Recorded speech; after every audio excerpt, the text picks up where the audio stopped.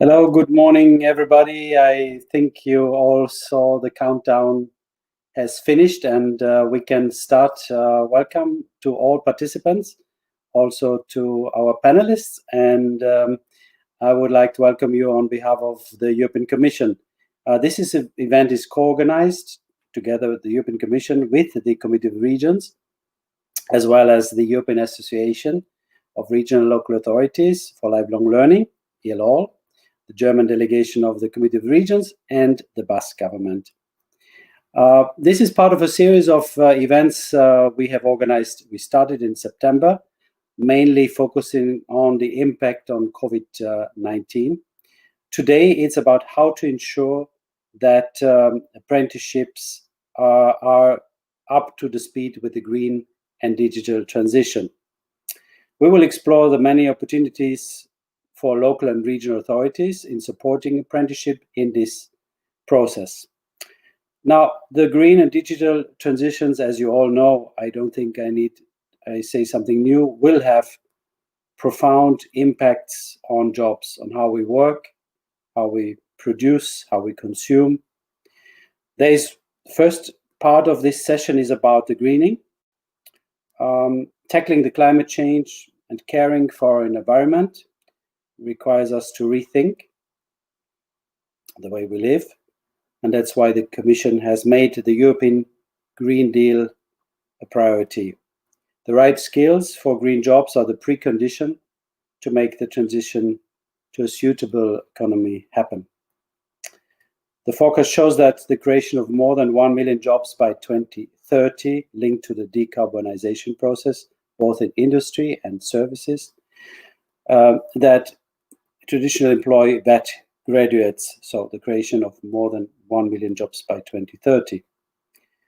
The transformation towards climate neutral building stock, however, will only be possible if existing jobs are transformed to include green and circular skills and if new job profiles emerge. The second tradition is our labor market is going through the digital transition, like we experience new tools today, like StreamYard. I hope you all get familiar with this new way of communicating. The pandemic has fast forwarded the digital transition since the coronavirus outbreak. Digital tools have kept us at work, allowed families and friends to meet virtually, and helped the youth to keep learning. But even before COVID-19, the world of work was undergoing a substantial digital transformation at a rapid pace across the EU, with developments such as robotization, artificial intelligence, leading to a fourth, as we call it, industrial revolution. And 90% of our jobs currently required some kind of digital skills. So driven by innovation and technical evolution, the digital transformation is reshaping our society, the labor market, and the future of work. While new jobs are constantly being created with the emergence of the digital economy, many jobs are at risk of becoming obsolete. Digital innovations will rapidly change the demand for skills, thereby creating a wider skills gap that has the potential to hold back economic growth. Now comes apprenticeship in. I think that apprenticeship have the potential to reduce the skills gap by equipping individuals with the skills needed to adapt to the emerging digital economy, especially first-time job seekers and those whose jobs may become obsolete during the transition. Our biggest challenge is how to harness digitalization and technology both in preparation for work and in the world of learning itself. I think these processes can be strongly enhanced and promoted when VET institutions cooperate at the local level, linked to the regional development strategies. That's why I'm fully convinced that regions and cities can contribute by facilitating cooperation and joint work through, for instance, EU-funded projects, by monitoring and disseminating information on EU policies and funding, as well as by contributing to the expertise of EU policymaking and standing in dialogue with the EU institutions. One important role for the regions and cities is skills anticipation, because I know that education training provision at regional and local level need to adapt fast to the rapidly changing skills needs identified. This is a process which varies significantly across the European regions. CEDEFOP, our agency in Thessaloniki, refers to it as skills governance. This is a process in putting in place appropriate institutional structures, operational processes, and dissemination channels that may facilitate stakeholder interaction and policy reaction based on reliable labor market information signals. I'm sure that the role of regions and cities is and remains and still needs to be even more important. They can play the role as catalyst and also are very important employers. And that's why today we will discuss the role of regions and cities in the area of apprenticeship, and I will hope that you will enjoy our discussions. I will now give the floor to our moderator, Sandra. Thank you. Thank you very much, Norbert, also for the introduction, and welcome everyone to our webinar, seminar online today. I'm in Brussels and I can enjoy a little bit of sunshine here. I hope at least that's true for some of you as well. So thank you to all of you for joining, for being interested in this really important topic. We've chosen, as you've seen, a tiny sort of area to discuss just the digital and the green transition. And we would like to discuss indeed how the vocational education systems and training opportunities are going to really help us through this transition. So we have a very, very interesting group of speakers. We have about 2 hours for our program here. So let me just give you a quick overview of what we are planning. The first bit is going to be a focus on the green transition. We will have about 15 to 20 minutes presentations from the different speakers. Then we will have a bit of an exchange. We already received some questions. Please keep sending them to us via the various sort of comment functions wherever you are following us. I'm really looking forward for your input, for your views, for your questions. So we will then have a bit of time to actually go a bit deeper into them. Then at around 11:35-ish, we are planning a little bit of a break so that all of you can go and have a coffee, refresh a bit, sort of get some new energy for the second bit of our event, which will then have a focus on the digital transition. Again, with a group of very interesting speakers presenting their experiences from daily life and really practical insights. During the break, we do actually have a bit of video. So for those of you who are quick with a coffee, who don't need a refreshment maybe, you can see some interesting videos from some of the regions. So maybe also as a bit of inspiration. And as I said, the idea really is also for you to leave your questions so that you get some sort of practical tips, information, etc., from the speakers that we have here. So once again, thank you all for joining. And now let's get started with our first panel. We have 4 people on the panel. So we have Mrs. Anne Karjalainen from the Municipal Council of Kerava. She is also a member of the Committee of the Regions and a rapporteur, fittingly, of course, on a strong social Europe for just transition. So welcome very much, Mrs. Karjalainen. Then our next speaker is going to be Mr. Francesco Pisano. He is the head of the Office for the Evaluation of Educational Policies in Trento, the nice Italian province of Trento, the Department of Education and Culture, and he's an expert, of course, also on all things education, vocational training. And then we have 2 colleagues from the nice region of Spain, of Basque. So they are representing the Basque government regional education ministries. We have the Director of Technology and Advanced Learning, Mr. Ricardo Lamadrid. And we have Ms. Marie Jose Barriola, the head of the Unit of Biosciences and Sustainability of the Tikanika Basque VAT Applied Research Center. So a very diverse group of people from all across Europe. So we're really looking forward to hearing your first presentations, and then we're going to start a bit into a discussion. We start with the North, Mrs. Karjalainen. The floor is yours.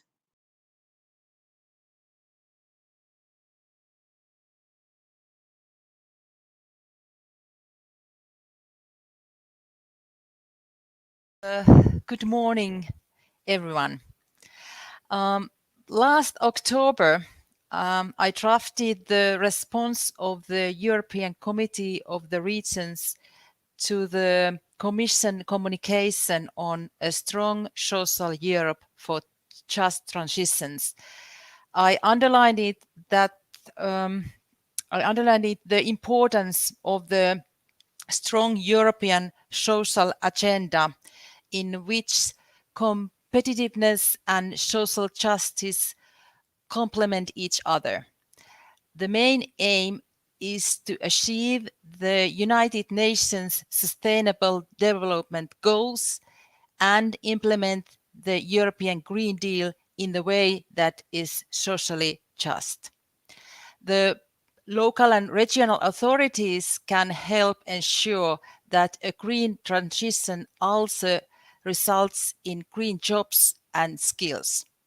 There is a close link between the social agenda, the Green Deal, and the digital agenda. Given that the green and digital transitions must be based on social justice, equality, and environmental sustainability. In light of the pandemic, recovery measures in the medium and long term need to address the social dimension of the green and digital transitions. We need a fair labor market in the carbon neutral economy of the future, based on decent jobs, strong social protection, and job opportunities where people live.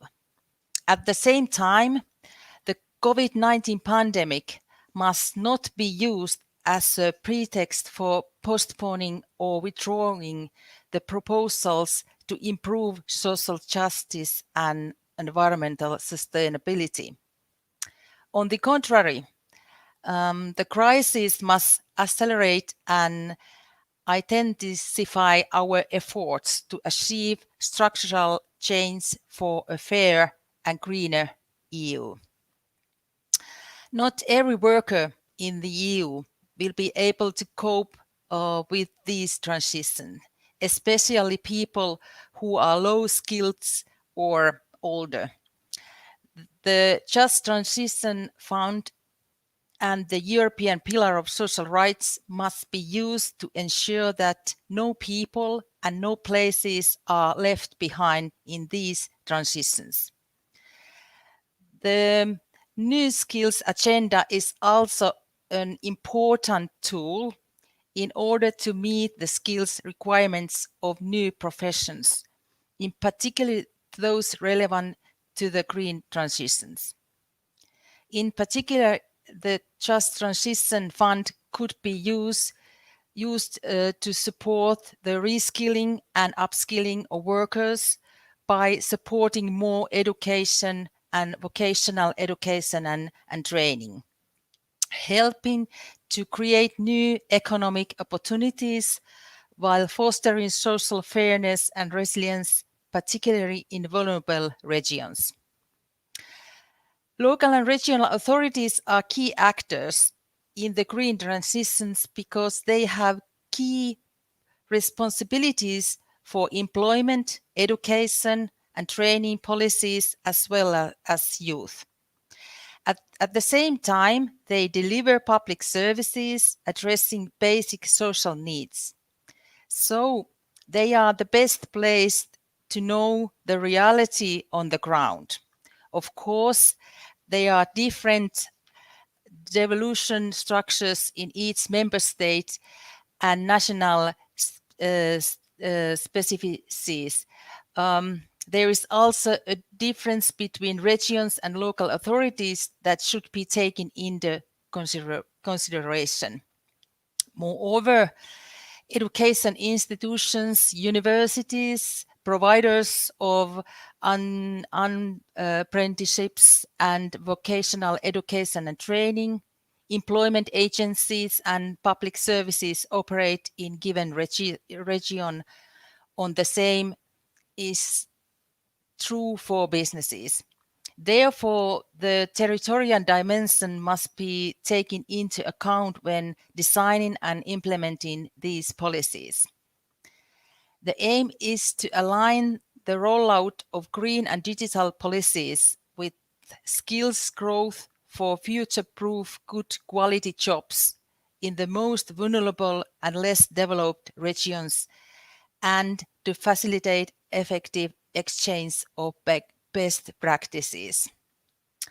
So, to conclude, I must stress once more that the green and digital transitions and the need for the relevant skills to cope with them must be fully reflected in all apprenticeships, whether directly or indirectly linked with these transitions. The biggest challenge we are faced with is to match the acquisition of new skills with the catalytic changes happening around us.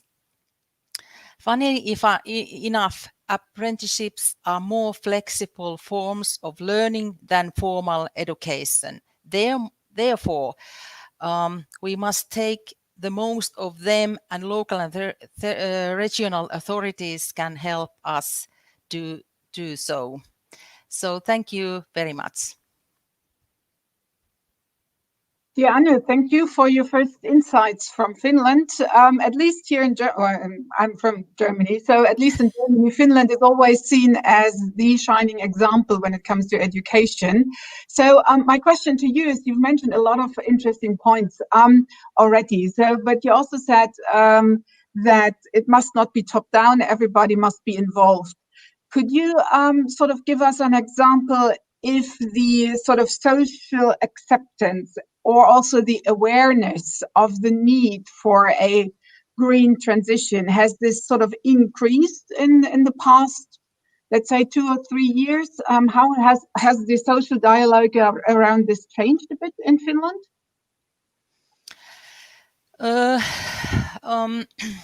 In Finland, climate change affects professions and skills in different ways.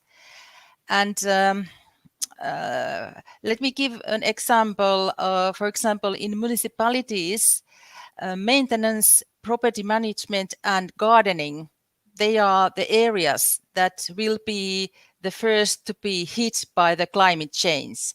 So that's why it is important for municipality to support the reskilling, upskilling of workers in these areas.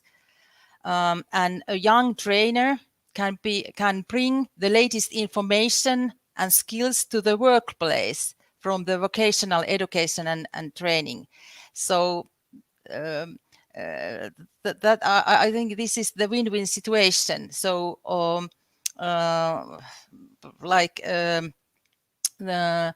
those vocational colleges, they can help companies to develop the workplace and the skills how to tackle these green transitions.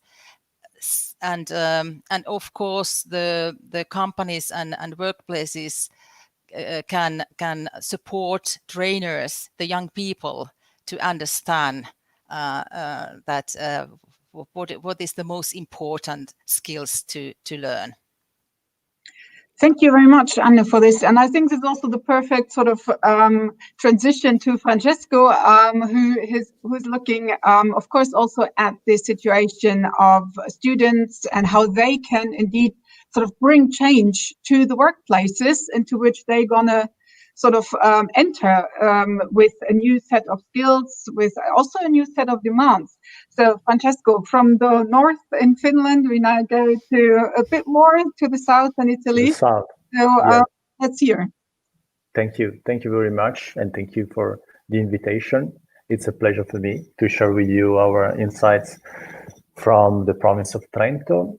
I have a very short presentation just to guide my speech. So I have to thank you to switch to the first page. Okay, very briefly, I'm going to present a couple of things about our system. The first thing is about our system. I'm going to show you the principle, the very general structure and functioning of our educational and training system. After that, I'm going to present you one of the core of our activity here in the Department of Education and Culture, the results of the monitoring activity that we are doing on the practices and the activities that schools and vocational and training institutions are doing about environmental education and sustainability. And the third part will be about the new conception of competencies needed by students to face all these problems related to the link between education, instruction, and training, and the reality and the social reality. And I think that all this Green Deal is very linked to the development of new kind of competencies that students need to face all these things in this reality. Next page, please. Okay, our system is very small. We are a very small province in the northeast of Italy, close to the Italian border, close to the Austrian border. We have 100 schools, more or less, VET included. 1/3 of our students are inside the vocational education training. Our system is going to be quite similar to the Austrian and German one, but this is just an attempt for the future to have more apprenticeship, for example, in our training institution. But at the moment, we have 1/3 of our students in the vocational educational training. Our system is very high performing because our students in schools and vocational education and training are real good performance in terms of national and international testing. And we have invested a lot in the cognitive side of the development of our students. So one of the main points that we have now is just to decide what kind of competencies our students need to be more able to manage the daily life experience, because they are really ready from the cognitive side. They are really ready from the technical and professional side in terms of skills and competencies. But the question is if they are ready in terms of soft skills, transversal skills, and non-cognitive skills. That seems to be the more important skills requested today by the work environment, by every kind of job that we have today. This is a place really sensitive for the green and environmental issues. So all the educational activities is very close to these problems, and they are trying to transform in the educational activity all these issues related to the environment. Next one, please. About the results of our monitoring on education on sustainability here in province of Trento, we found out 4 different typologies. The main one is the informative one, which means giving students all the content and knowledge to understand better the environment and to understand better what they can do in terms of living in in a real and natural context, which is more classical, just a sort of lectures or transferring of information from expert to students. Another typology is about moral and ethical issues in the development of sustainability competencies, which means giving students the general vision and values about the good behavior in an environment in the daily life. The other one is behavioral, which means giving students practical and behavioral-based indications to behave in a right way in the daily life, using the environment in a good way and adapting the behaviors in terms of a good fitting between the person and the environment. And the fourth one is just building up infrastructures, building up objects or services to let students be more aware of the environment. For example, the construction of gardens in the schoolyard, or other kind of objects that students can use to understand better the links between them and the environment. Let me give you a few examples of these projects. Next one, please. And we have collected a lot of projects, so for me it's quite impossible to give you all the insights coming from these activities and projects, but I have a few examples from this monitoring. For example, we have projects on the Agenda 2030, and we have a special agency here in the province of Trento, so every school is in charge of developing their own agenda and their own goals to be applied in the local environment. We have a project, for example, to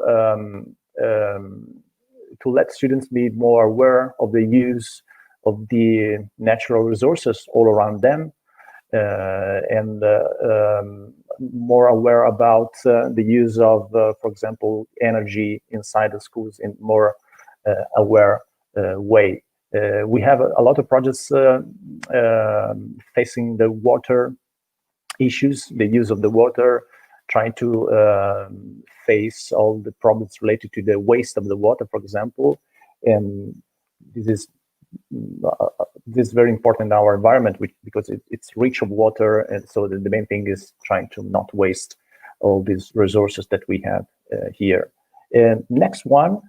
We have also, next one, please, next slide, thank you. We have also projects trying to merge the individual development with sustainability and green-based development. For example, in a school, they have developed some sort of mirroring activity, considering, for example, the resilience of an environment as a replicable as a resilience of individuals. So they are starting the process of resilience in cities. For example, in this case, the example is Medellin, a city from Colombia. They have studied all the resilience that this city had in the past to become more resilient in terms of the managing of the environmental issues.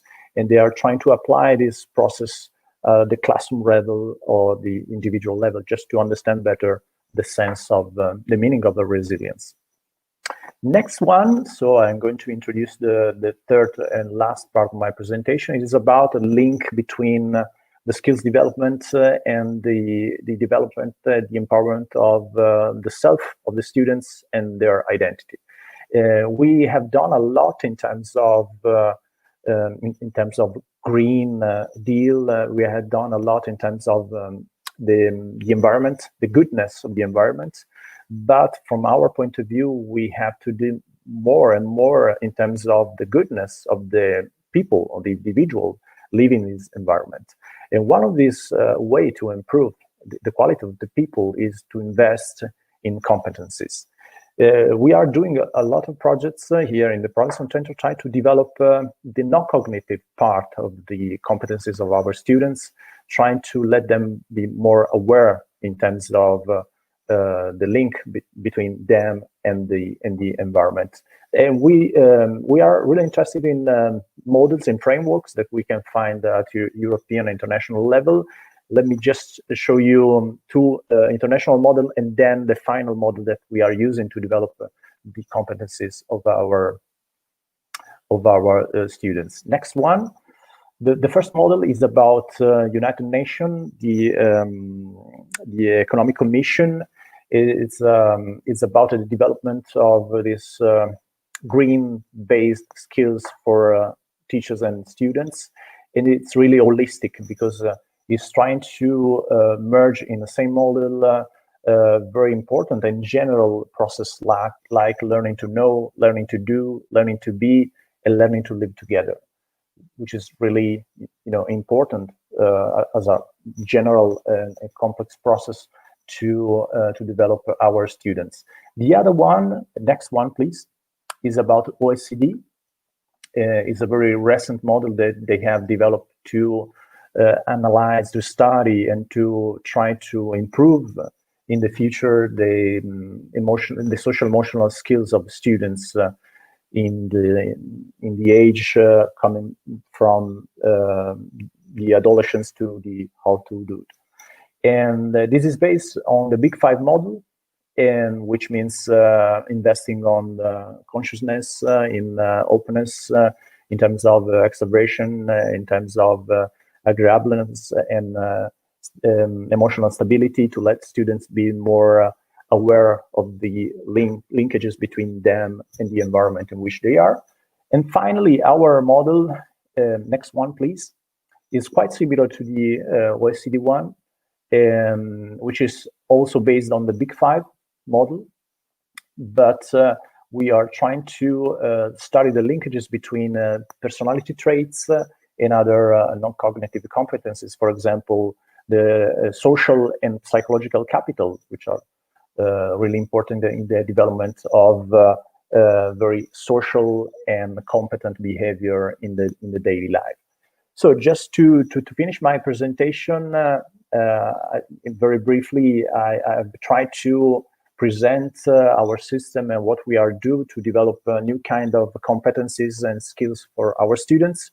And this is not to deny the traditional content and knowledge and technical based skills, but just to find more space, more room for all the competencies which we can call soft or social emotional or non-cognitive, which are really important for the development of our students. And for our point of view, they are really important to improve the linkages between the individuals as a single person or as a group and their behavior in the environment. So thank you very much for your attention.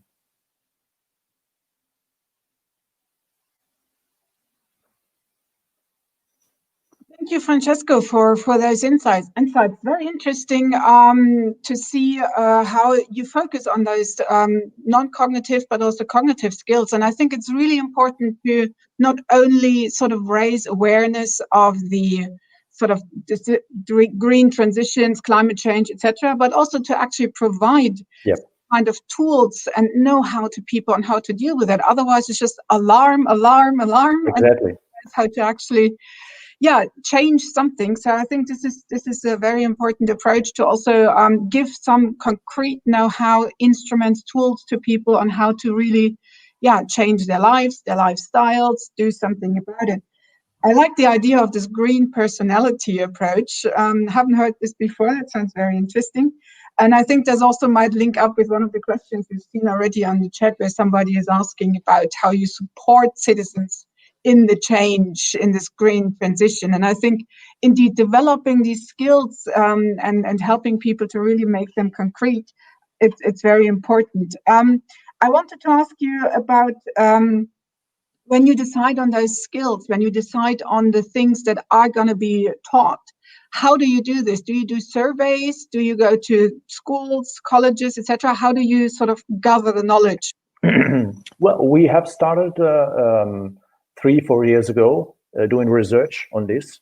So we have started trying to look at all the scientific results coming from other fields. For example, in USA, They have at least 20 years of tradition in developing non-cognitive skills to let these skills have an impact in the daily life for social and civicness based activities. So with a lot of curiosity, we have started to produce our own model based on, standing on the shoulder of these giants, and we have done research.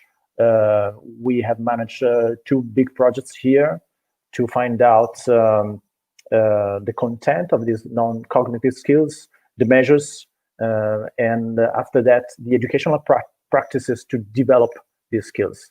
So we have done a lot of, research from one side and a lot of social experimentation from the other side.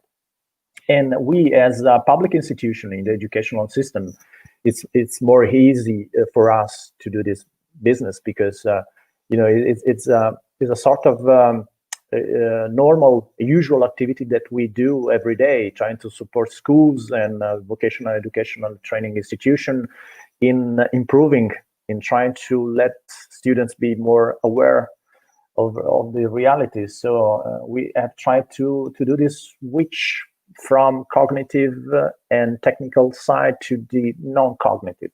Again, not to deny the first one, but just to put together on the same box, trying to give the same importance. Thank you very much. And as I said, I think it's a very important piece of the puzzle, not only to indeed train, but also to sort of make people aware, as you say. Yep. The topic of resilience keeps, getting up, coming up here in the EU debate, making the EU more resilient. But it is also about making people resilient and giving them the know-how and the instruments and the tools to actually sort of face the challenges around them. So I do have 2 more questions for you, but I first want to give the floor to the colleagues from the Basque region to present their activities. I think they also follow a lot on the European experiences, also the UN context, etc. So I first would like to give the floor to Ricardo. He is from the Basque government, as I said, the Director of Technology and Advanced Learning. And then your colleague, Marie-José Barriola, will take over and explain a bit more some of the projects in detail. So the floor is yours, Ricardo. Okay, thank you so much, Sandra. And I would like to be quite short because, as you say, my colleague Marie-José Barriola we will forward with all the explanations. Okay, so as you can see in the slide, I'm the Director of Technology and Advanced Learning, and we are leading the green and digital transition of BET from this area because from our point of view, the green transition is directly linked with the technology and the advanced learning, and of course we have a great challenge in front of us. As you see in the slide, we have designed our Basque BET strategy.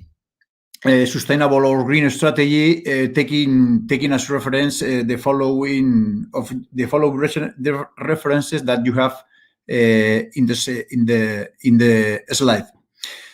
For example, the Green Deal is a great reference for us. Also, the 17 SDGs, the New Skill Agenda, and based on all of these references, we designed and we created and we published our strategy. Okay, next slide. Of course, we will all agree that the pandemic situation made us realize that we need a deep challenge in our lifestyles. The next, please. And it is true also that we were running in the Basque Country, we were running a lot of green initiatives before the pandemic, but it's true also that the pandemic turned out to be a radical change for our society. This situation made us accelerate all the initiatives that we already have contemplated in the Basque bed plan. Next slide, please.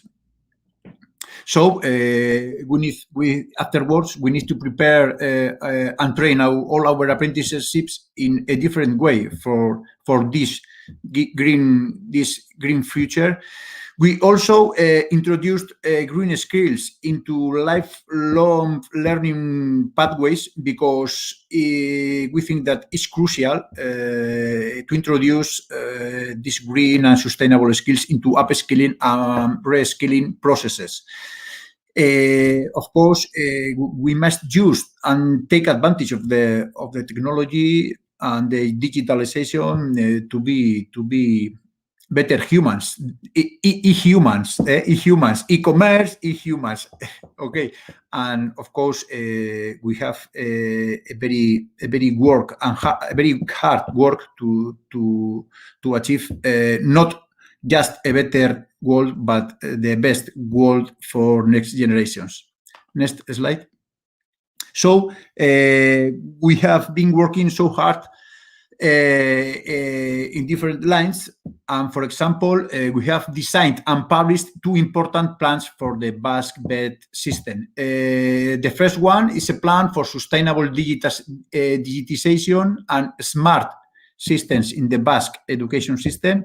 And the second plan is a concrete plan for bed and is the green transition in the Basque bed, training of people and support for the sustainable competitiveness of our SMEs, because for us is so important the future of our SMEs, and we have concrete programs to do that. We have updated all our curricula, of course, and 4 years ago we created a new area in Technica. Technica is our research and innovation center, and this area is the bioscience and sustainable development area, and Marijo Barriola, my colleague, is going to explain more about this area. Next slide. We are also boosting and supporting innovation projects in bed centers that have a green perspective or a deep green impact in regional and local level. Our bed centers take part in different calls to design different green and sustainable projects. We designed our own strategy, FP Euskadi 2030 agenda, 17 goals to transform the world, and we are monitoring and measuring this strategy with our bed centers. Of course, we have advanced training programs for our teachers and apprenticeship in green skills. And we have introduced also green skills in high performance methodologies in the Basque bed system. The next one, please. And of course, for us, maybe the most important skill is the responsive to change. The panelists before me were speaking about this also, about the resilience, the physical resilience and the mental resilience. Thank you so much.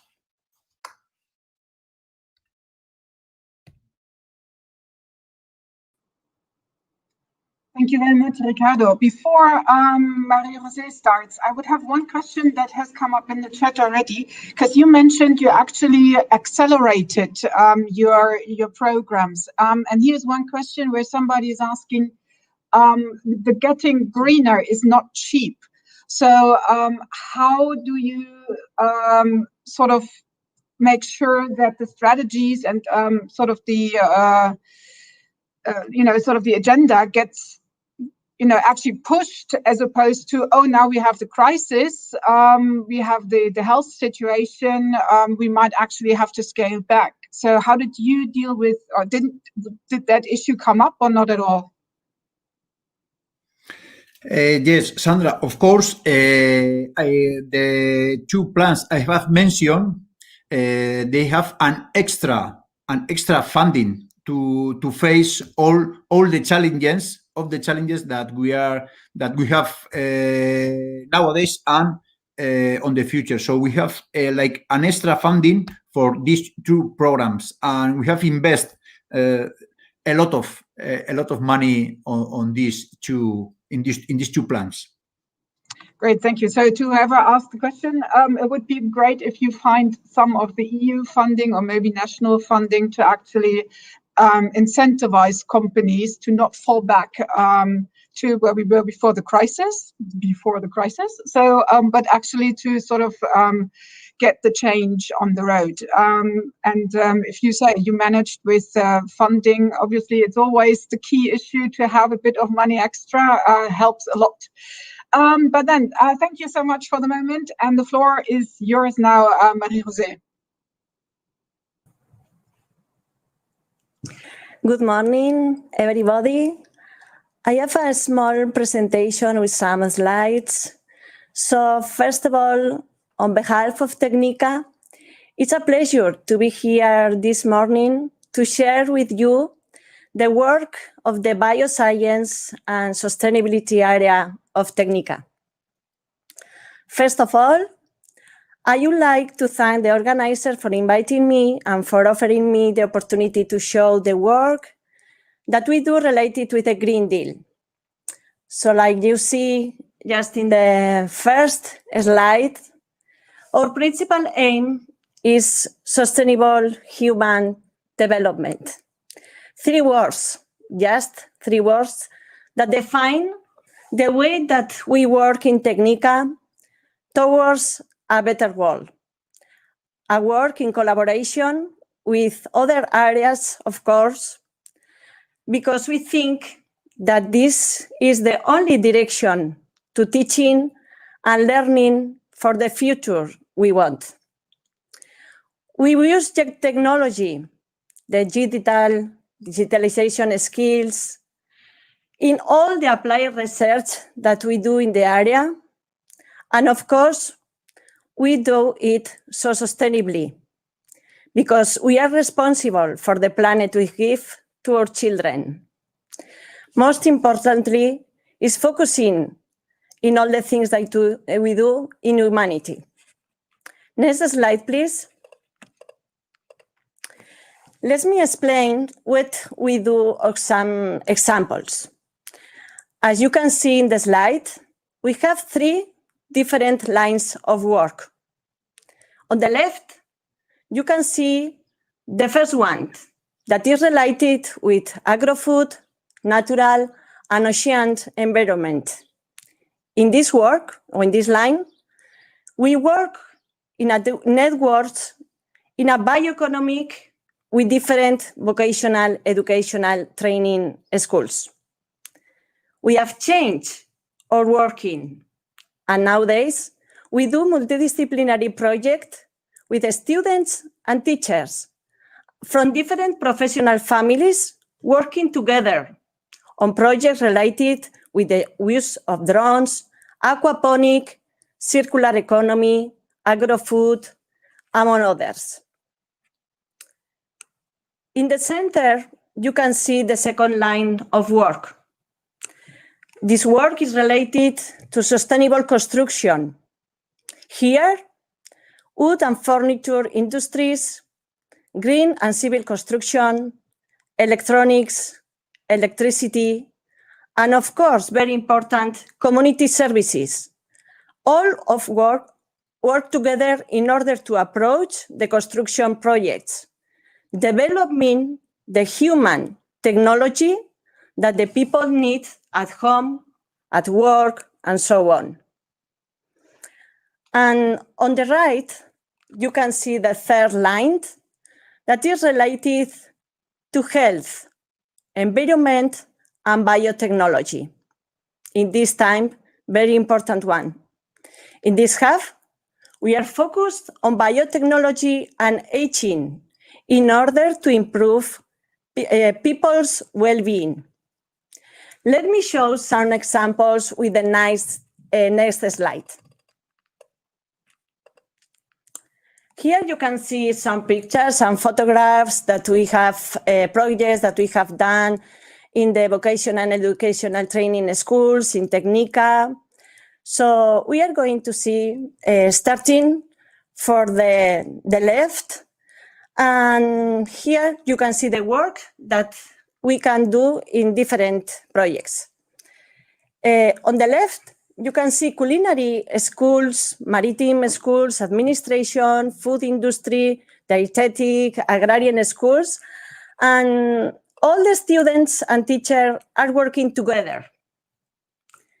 In the photo, you can see students from a culinary school visiting agrarian schools, so they can learn the processes required to create the raw materials which they use to create fabulous dishes. On the other hand, those agrarian students will later visit the culinary schools to witness the end of the journey of the food which began with them in the soil of the agrarian center. Besides, we reuse the food that we throw away, making fertilizers for the lands. And here at the bottom, you can see a group of students and teachers, all these for different centers working together in the same project. So this is a really great experience. Before, we never have done an experience like this. And it's a lot of satisfactory for them, for teachers, for the students, because they know each other. And it's fantastic, really. In the center, we can see around a table a huge collaboration between teachers from different specialties related with construction, who have together been able to build a small house, as you can see, which you can see in the picture here in the bottom. This house is energy efficient and fully adaptable for people with special needs, and even has intelligent furniture. We introduce in this project the community services professional and teachers and students, and we learn a lot from them. So we mix technology and community services specialties. And here on the right, we can see the labs that we have in Technica.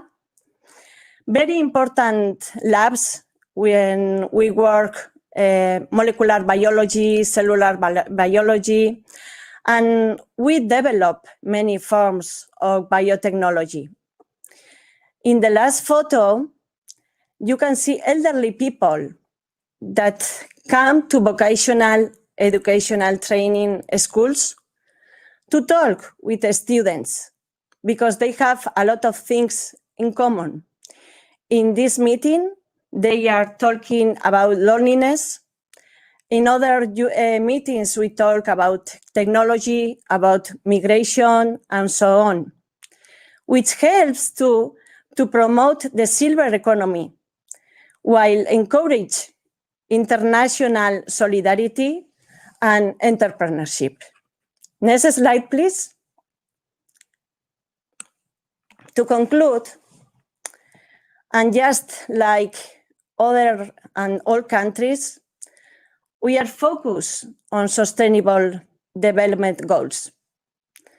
There are many branches working to achieve this goal, but all are supported by vocational educational training at the root.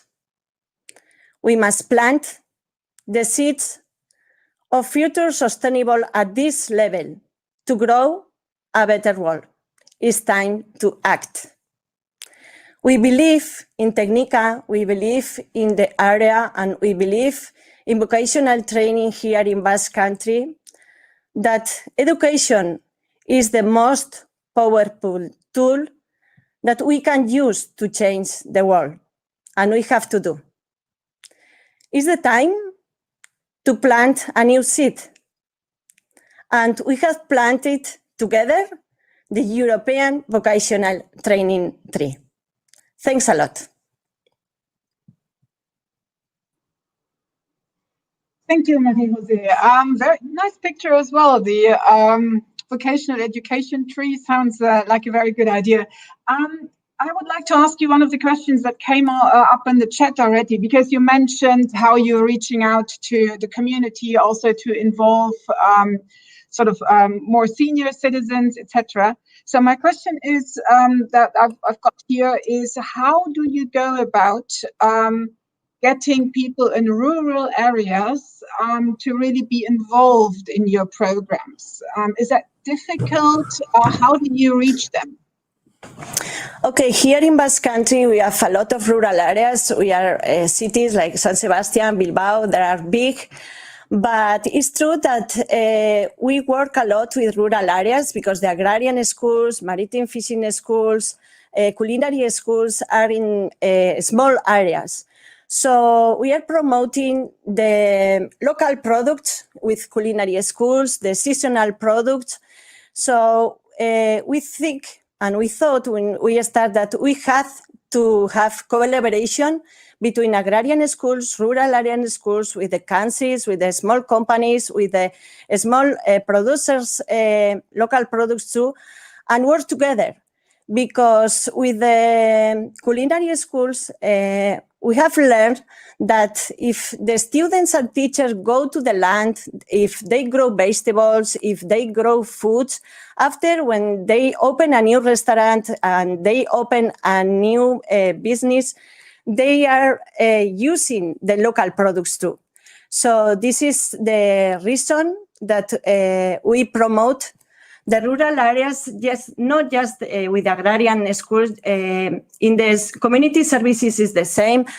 And we have the opportunity with technology, with the digitalization, to give this area the technology that they need to have more production, more foods. But we haven't lost that the rural area have to connect with the city, with the big area too. And related with elderly people, we have done some activities with them, because the communication between young students and elderly people is very rich. They have in common a lot of things. We have, I told you before, different meetings when they are around a table talking about loneliness, about technology, about silver economy, about a lot of things. And it's the way to create a new way of work too. And community services have the opportunity to give the technology, the human technology to the rural area in order to have well-being, because elderly people don't want to go to the cities to live. So we live in the people that live in the small and rural areas want to live there.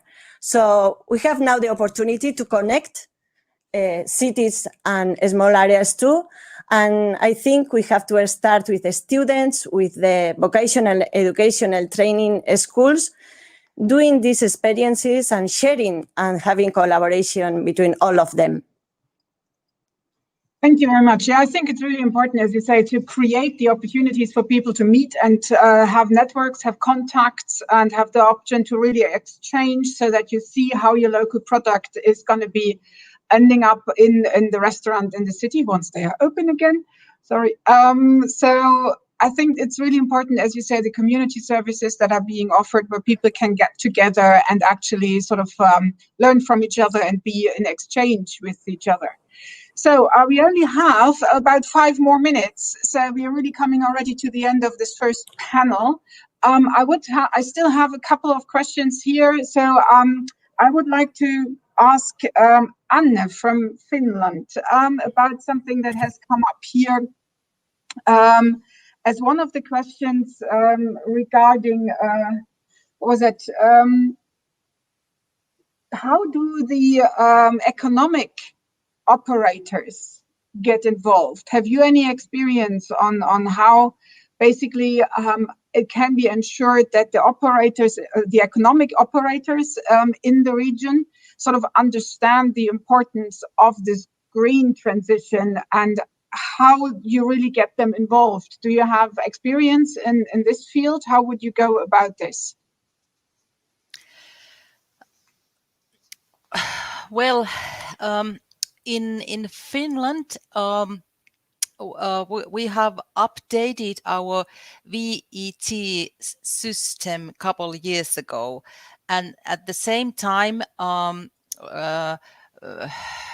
we changed the funding, which come from the government, and one main thing was that we would like to involve the companies and the whole society to join to support young students and also to give some opportunities for students to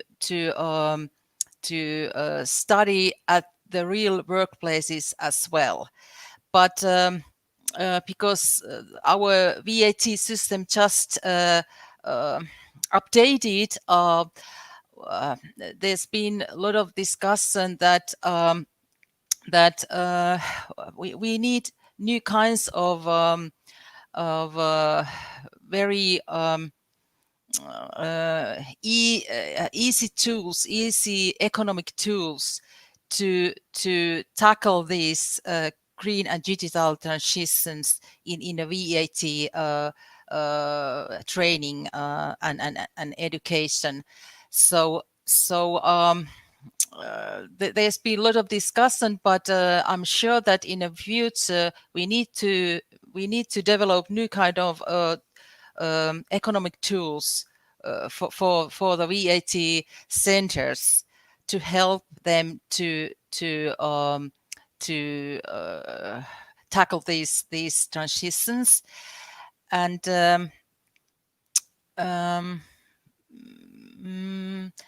but right now, of course, we have EU funds, and that's why it's very important that cities and regions try to develop new kinds of projects, and so that they can have those EU funds for these green and digital transitions. Thank you. So not very surprisingly, it's funding again that is going to steer some behavior also within companies. One other question I would like to put to Francesco.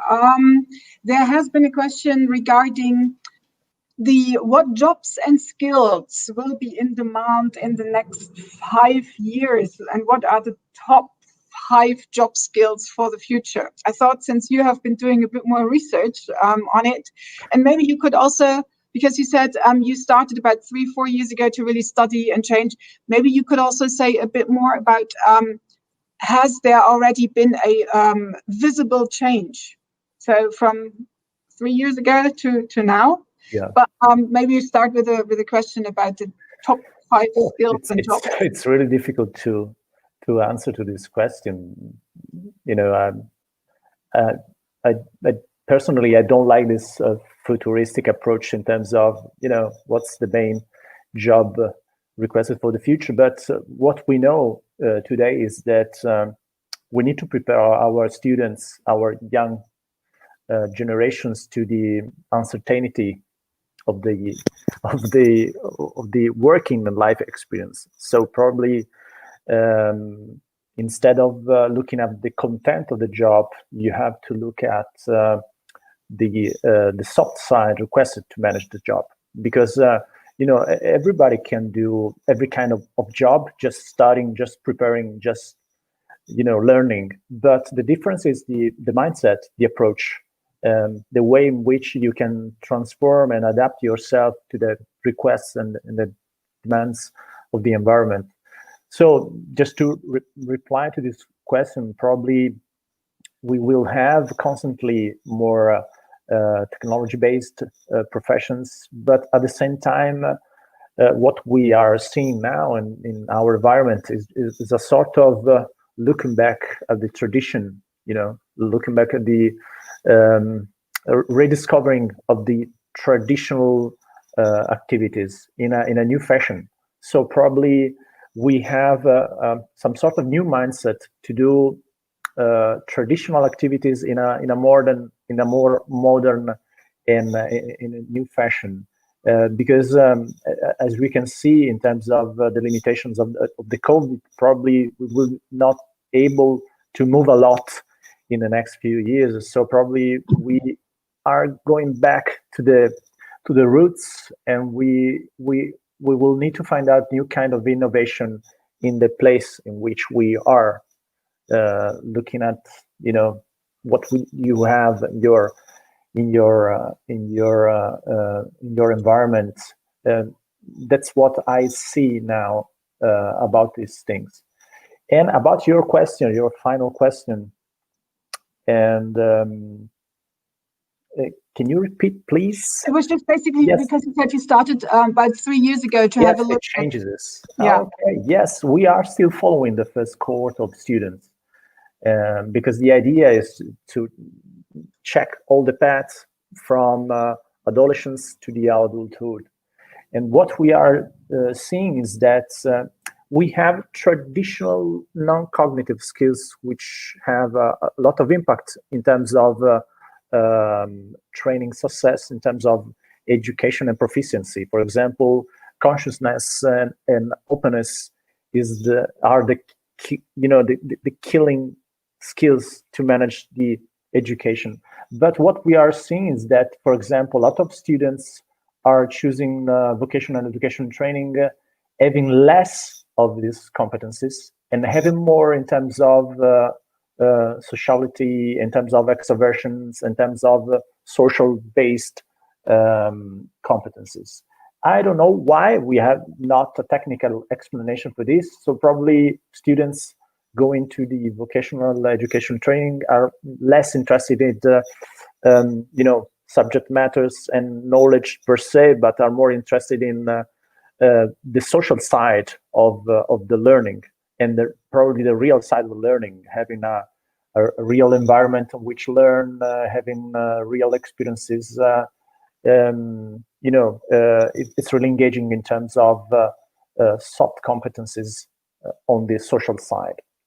But we will see. The idea is just to analyze and study the impact of the development of these non-cognitive competencies, considering all the features of the life in a daily basis. Yeah.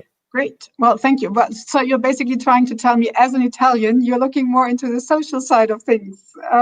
So confirming all the stereotypes. Yeah, there is a cultural issue based on this. Because, for example, we have a lot of differences in Italy, matching the south and the north. We are in the north, so culturally we are more close to the European way of socializing. So for us here in Trentino, it's more important to be conscious, to be focused on the activities instead of focusing on relationships, which is more South Italy characteristics. But I think that is a sort of political decision. It's a matter of looking at what kind of characteristics have to have your society in terms of political decisions. If you are looking for innovation in a more open society and so on, obviously you need to cultivate this. You need to, let your student be aware and be ready to face all these problems in terms of socializing, in terms of social problems. On the other side, if you are focused on specific activities and production and all these classical things, probably your decision are going to be more classical in terms of individual development. But anyway, we can take decisions instead of people. Everyone has the right to have his own personality, his own identity. But I think that the role of public institution is just to trace a path to follow. Yeah. And then people can take decisions about it. Thank you very much, Francesco. Unfortunately, we are already at the end of our first panel. So let me just conclude in 2 sentences the very interesting sort of input I got from across Europe, from the north to the south. I think, well, obviously, not very surprisingly, funding helps, and the way you steer your funds, also the ones offered now by the EU in terms of the green transition, will have an impact. So I think it's important to have these kind of exchanges as we have here, and as the European Alliance for Apprenticeship is sort of offering as a framework in general, to sort of learn from each other's examples on what could be supported, what is useful. So also, I like your sort of suggestions and ideas about developing a green personality. So I think this is definitely something that also could be a guiding principle and vision, and maybe doing this by planting the vocational education tree that Marie-José mentioned. So thank you all a lot to my panelists here for your insights. We now have the announced 10-minute break. We stick to 10 minutes so that we will try, well, maybe I'll try to say 11:50. So it's 8 minutes and we catch up a little bit. So there are a couple of videos now for those of you that want to watch them. And then otherwise we start again by 11:50. Thank you.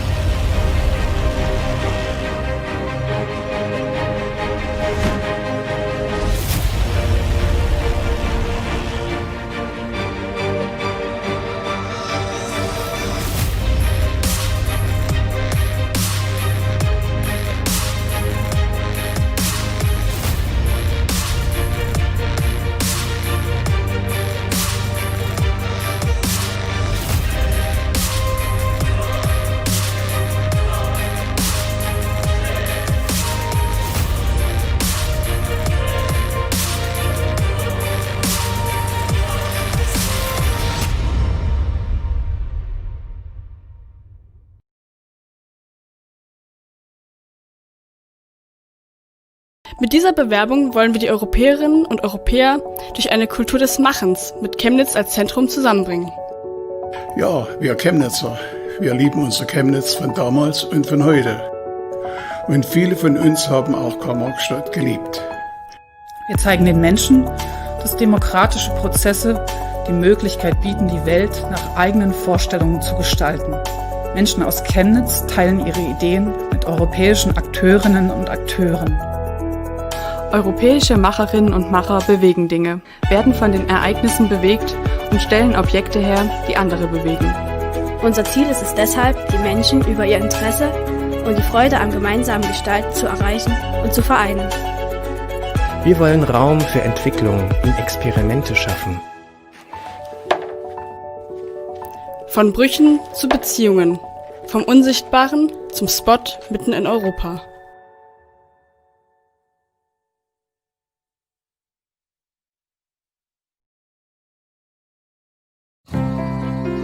Green. People say that our vocational training is green. It's true. We're green because our objectives include sustainability, nature, and caring for the environment. However, we're not just green. We're also blue because we support marine life and careful use of water. White is the foundation of the gastronomy sector, and upon it we can combine all the colours of the rainbow.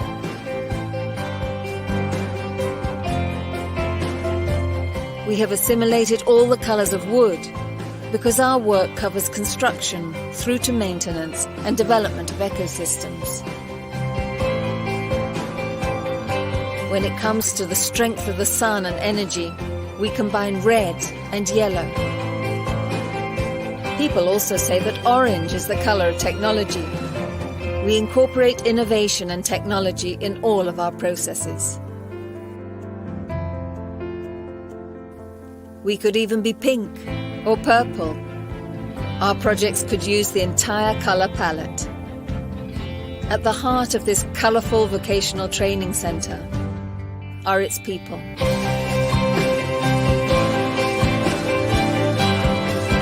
Our labour of love is the well-being and future of people built upon sustainability.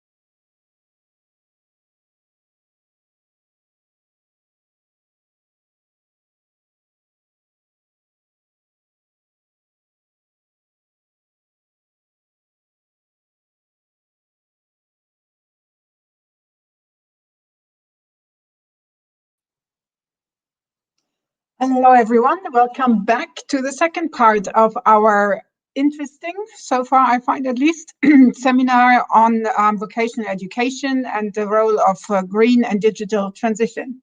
So the digital transition is now the part we want to focus on with our three guests on the second panel. Let me introduce them to you. We have, first of all, Mr. Emil Botz. He's also a member of the Committee of the Regions, and he's the mayor of Cluj-Napoca, and he's a rapporteur on a Committee of the Region report on achieving the European education area by 2025. Also, I need to absolutely say that he is former Prime Minister of Romania, so we are on a very high level here today. Thank you very much for joining. The second one is Mr. Ralf Burkhardt, the Mayor for Education, Youth, Social Affairs, Culture and Sport in the German city of Chemnitz, about which you just saw one of the little videos. Mr. Burkhardt has a very small area of responsibility, according to his title, ranging from education, social affairs, all the way to sport. So I think it's going to be very interesting to hear your very different and broad views. And then last but not least, we have Finland again. Mrs. Päivi Korhonen, Director of Communication and Marketing at Omnia, the joint authority of education in the Espoo region of Finland. So thank you very much for joining as well. Yes, as we've done previously in the first round, I will give every speaker the possibility to introduce their main points, and then we'll ask some of the questions that you still hopefully will be sending in via the various channels, and also pick up some of the subjects that you are mentioning. Yes, first, well, I guess the floor goes to Romania. Mr. Roch, please get started. To be in the, I will start mentioning that digitalization is a revolution in how we live, teach, learn, work, and communicate. I'd like to emphasize at the beginning 2 aspects. First, how important it's the teachers and trainers in the field of education on the perspective of digitalization. And the second approach would be to propose something new concerning the word clouds, as you mentioned in your previous work. In your previous work, of course, teachers and trainers are present because the world is already digital, so are our children, but our education is not yet there. So supporting teachers, it's a critical and a matter of emergency. We cannot have a digital education without teachers prepared for the digital era. Education is both a human right and a public good. Access to quality of education is the best investment for the future because better education leads to better democracies. We know that. Education and culture are key to building inclusive and cohesive societies and to sustaining our competitiveness.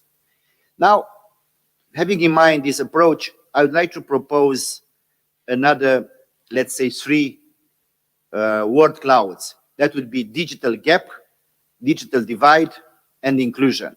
So the inclusion is the solution for digital gap and digital divide. It's more important than ever to close the digital divide. Digital literacy, it's a must, the more so in the post-COVID-19 world.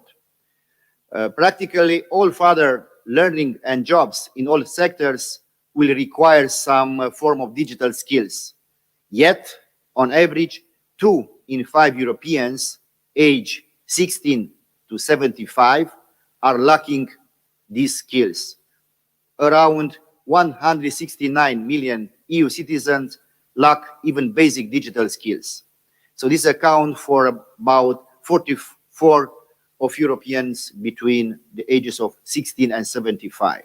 Also, digital transformation has a lot of impact on jobs and employability. Today, 85 of the current jobs require a certain level of digitalization skills. At the same time, new jobs will require more and more digital skills. So my approach is, until it's not too late, to emphasize as much as possible on digitalization, because we are preparing our future, we are preparing our future jobs, and the moment it's now. Every day which is not working in this direction, it's late, and we are losing our chance to prosperity. The pandemic has exposed that ever-growing skill gap, highlighting the urgent need to retrain and upskill the workforce. With more children learning from home than ever before, and the record numbers of people searching for work, the concept of upskilling have to be accelerated quicker than ever before. My final word would be, you are not digital if you are not inclusive. Unfortunately, this period of time, the pandemic, has a great impact on digitalization. We never imagined 5 or 6 or even 2 years ago this new trend, a new challenge. But in the same time, if we do not pay attention that the digitalization process at all levels of society to have the inclusion dimension, we may lose the positive impact of digitalization, because innovation and digitalization, they are not an aim itself. It's just a mean to achieve a better quality of life, a better life for all citizens. From that perspective, we do understand green, digital, and resilience are the keywords of our future, are the keywords of our local administration, are the keywords of our communication with our citizens, and is the future of Europe. And we are planning to stay connected with these 3 priorities: green, digital, and resilience at local, regional, and national level. Thank you for the beginning. Thank you very much, Mr. Watts. Very interesting points already there. And I think I really want to underline, as you said, education is a human right and a public good. And the public sector really has to ensure that everyone is being taken along and nobody's being left behind also in these times. As you mentioned, we do have done in previous work within the EAFA community these word cloud exercises, where we ask people about what do they think are the most important subjects and topics. As you rightly say, teachers and trainers, and how to actually sort of improve their skills. You mentioned awareness has been one of the key issues, but also social partnership and dialogue has come up. So I wanted to ask you, do you include these kind of, do you have structures in place in your city, in your region, of fostering social partnership, dialogue, to sort of advance the digital agenda? Yes. For example, I would mention a few projects. One of them, it's the Cluster for Education. It's the very first one in Romania, where we brought together private sector, public administration, and civil society and universities in order to have a concept and work from bottom-up level to increase the digital education, but in the same time to achieve the targets of the European education area. European education area is a broad concept of the European Union with targets at the level of European Union. But if no country is trying to achieve the aims, the targets of the European Union education agenda, that will have just a plan.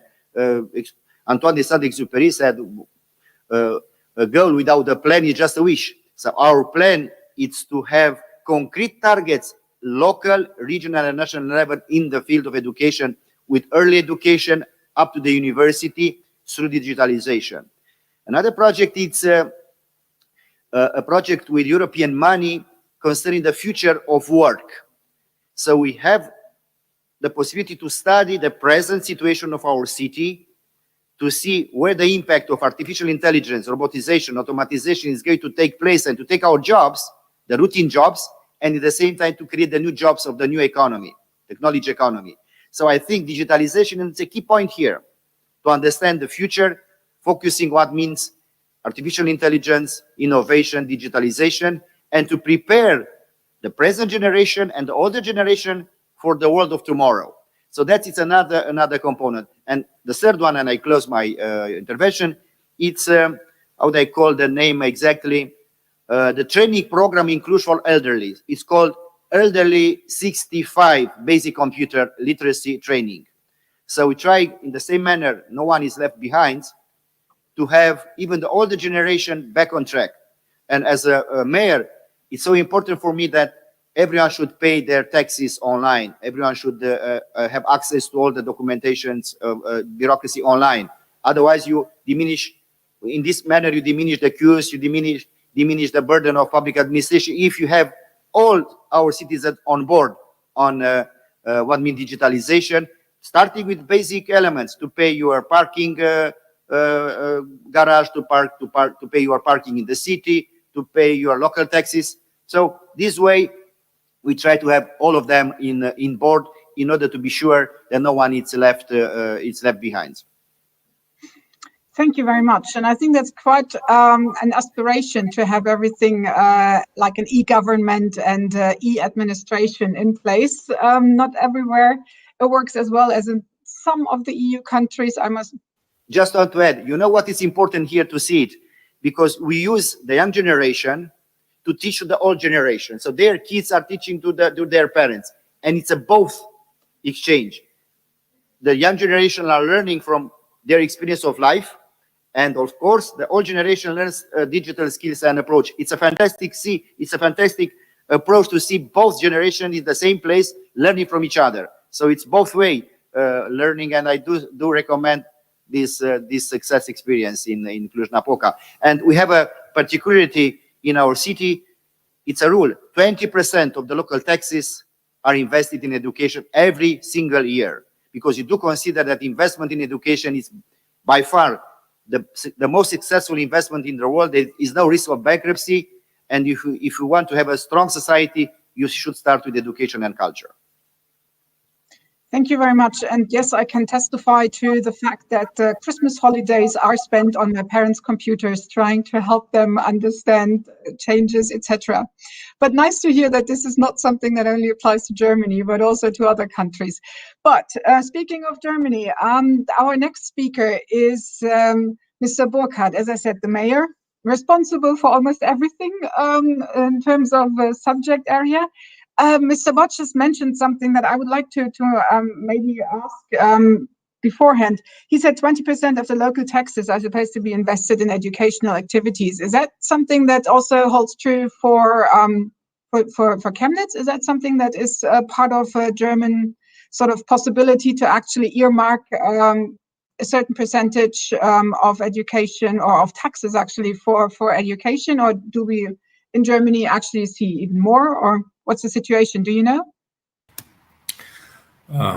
Hi, nice to meet you, and thank you for having the opportunity to speak to you. But it's an interesting question, and to hear from Mr. Botz that they have a certain earmark. As you said, we don't have that here, but we have a kind of long-term investment program concerning education here in our city too. So as he just said, it's the best investment you can make. So we have to build new schools and make them ready for the future. So that's what I will talk about in the next minute. So it's an important thing, of course.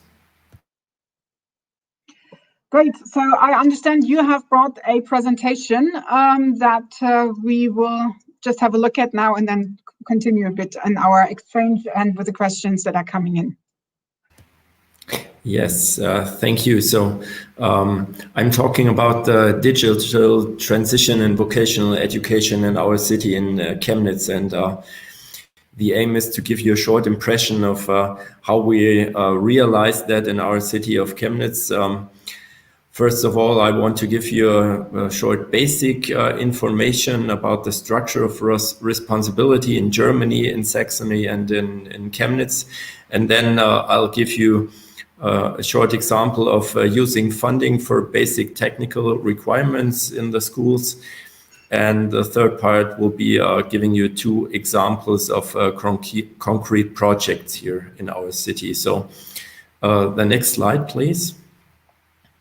So as you can see here, we have a kind of structure of responsibility in the German educational system. So we have the state, Saxony, is the employer of the teachers, and they're responsible for the framework conditions of education and the education of the teaching staff. And then below that, we have the municipality of Chemnitz, and we're responsible for school authorities and the provision of the whole infrastructure. So, and as you see, we have 2 parts, but they don't have to work in a separate way, but they have to not only cooperate, but collaborate, I would say. And the common aim is to provide education adapted to a digital transition. And for instance, in the vocational education landscape in Chemnitz, we have 7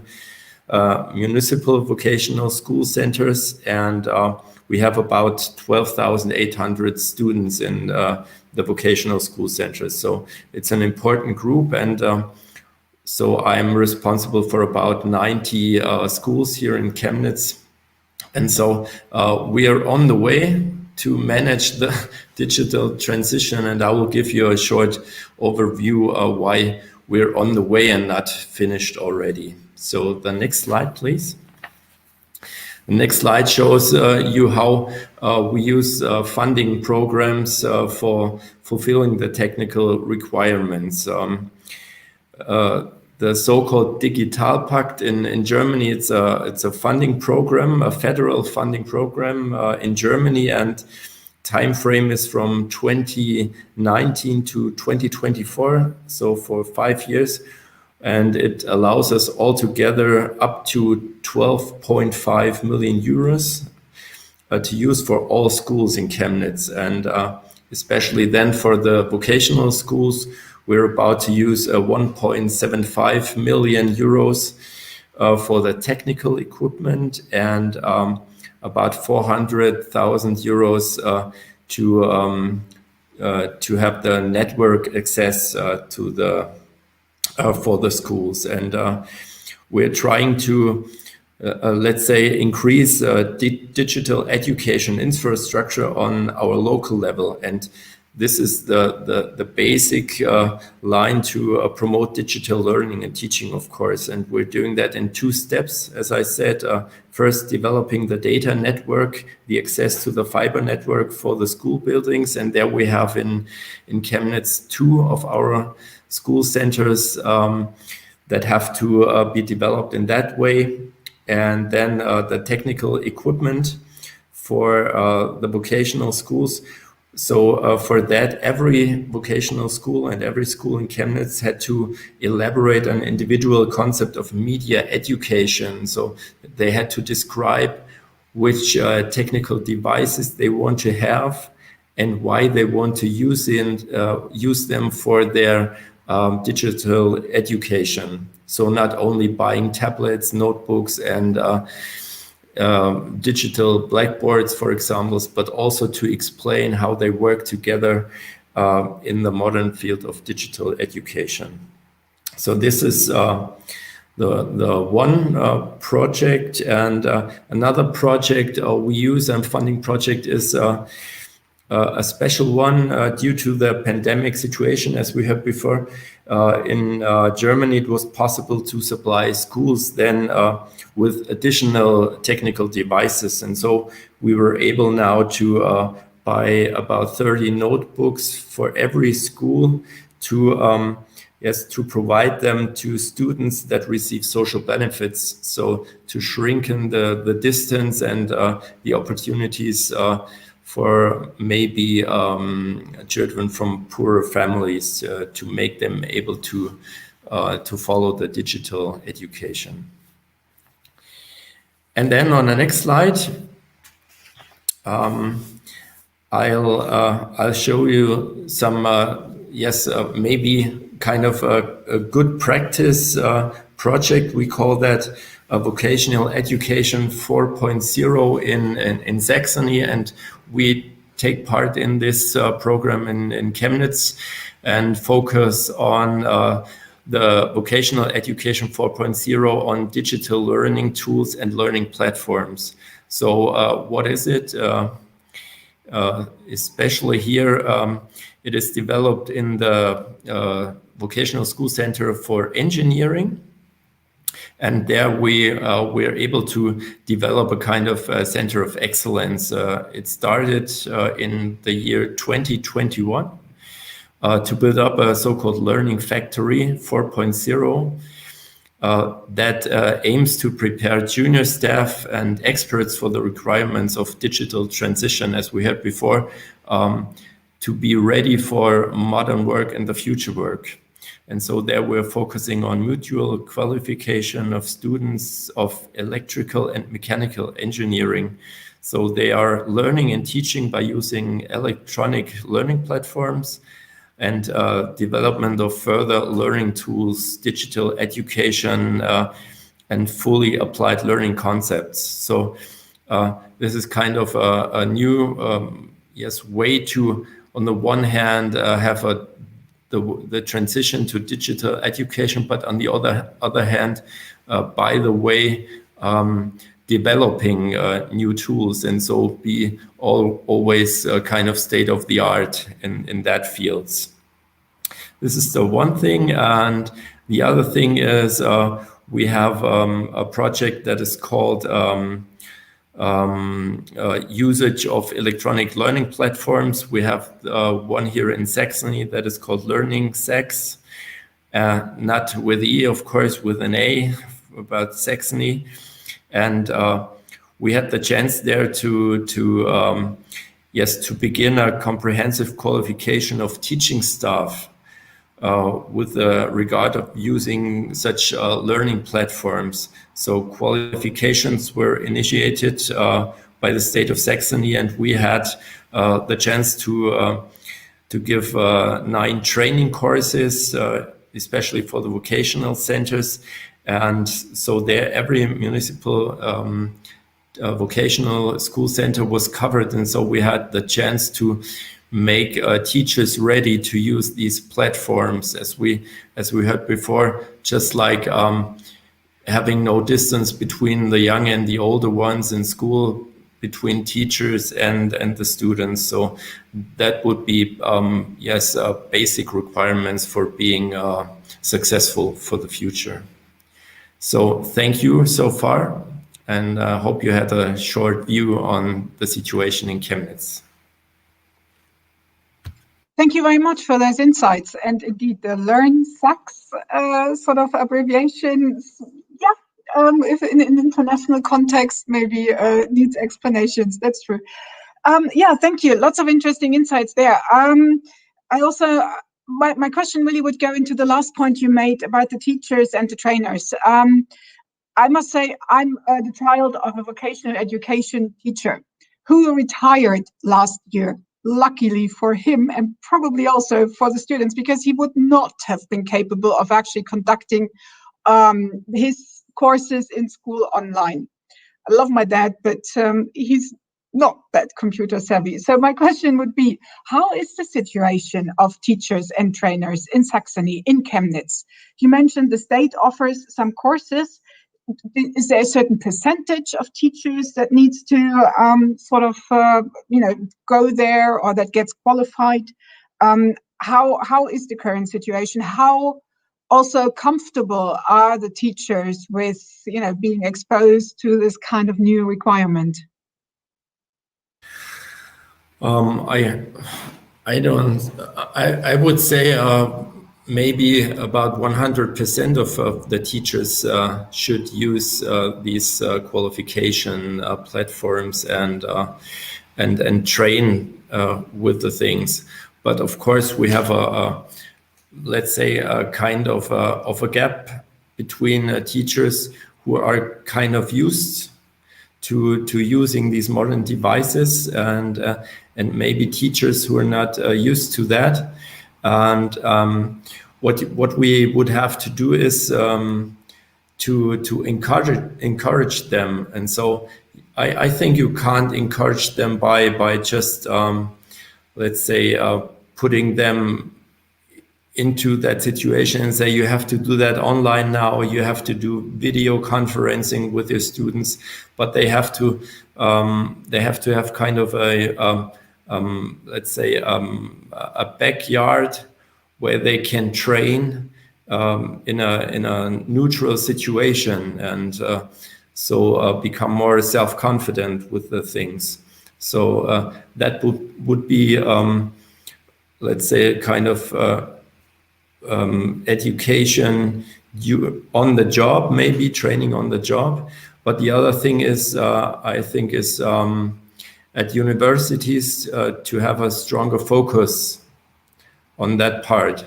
So I think that's important for the future, to make the future teachers more comfortable with the devices and how you can use them, and what they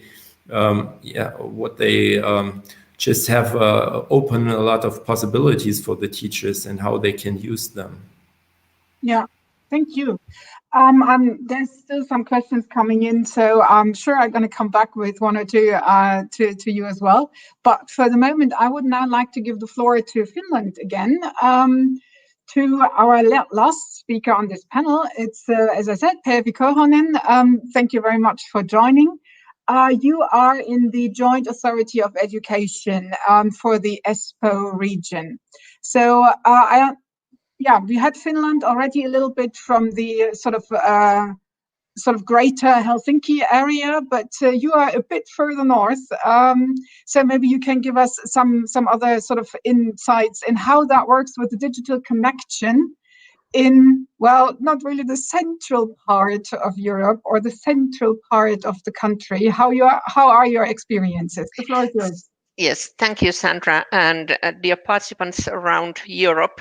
It's my pleasure to introduce the model of cooperation of the city of Espoo and the TVET provider Omnia, how to promote green skills and digital skills in this new situation which we are living now during the COVID-19 and also otherwise. And thank you, Sandra, for the question, because we could say that the Espoo area is very central part of the metropolitan area. It's the 3 large cities around Helsinki, our capital, Vantaa, our airport city, and Espoo, the technology city, we could say so. Next slide, please.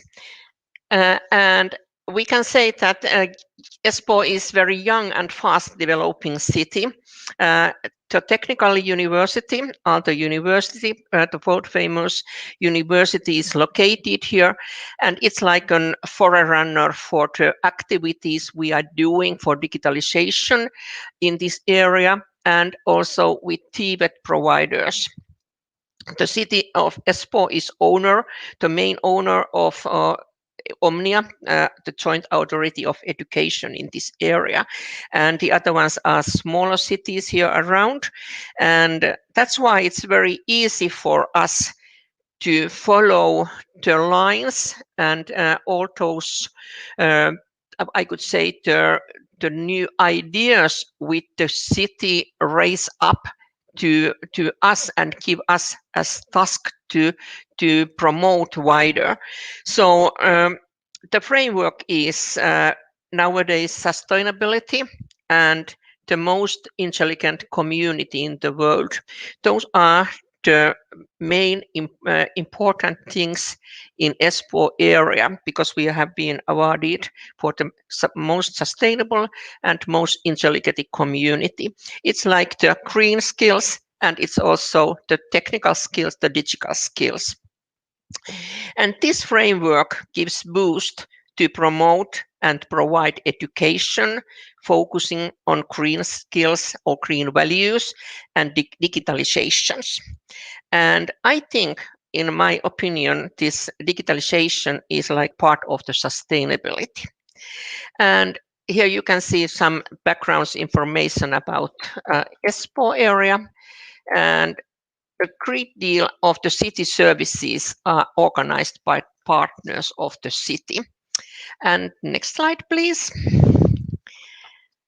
So, and what is unique for us here in Espoo? It's the Espoo city strategy, which is called by the name Espoo Story. And it's written by 6,000 story writers. And we got about 20,000 ideas and comments during this writing process for 4 years ago or 5 years ago, because it was implemented or it is implemented just now in 2017, 2021. And the new story is written just now, and I think it will be more focused on this digitalization, and it's more focused on also on the skills, how to gain those green skills and digitalizations and skills we need in the future. And if you think 6,000 story writers, how is possible? It was open call for to write the story of Espoo. And it was very interesting process, and we got main points for the future demands also during this writing process. And there are 3 things which are very highly appreciated by Espoo citizens. It's nature, safety, and participation. Next, please. And we made also during this process like a commitment. What are those most important issues to promote here in Espoo to tackle the challenges of the future? And also during this process, we were very awarded of that. We know the sustainable things. We know how the digitalization will change the world in the near future, and that's why we have worked together, because like Sandra, I think you sent us some information previously, and you had this word clothes, what is needed for to ensure the green skills and digital skills in the future. It's cooperation. It's always participation, partnerships, and so on. And for example, here is a good replique, I could say. Innovations are created by working together. And this is really being understood in Espoo.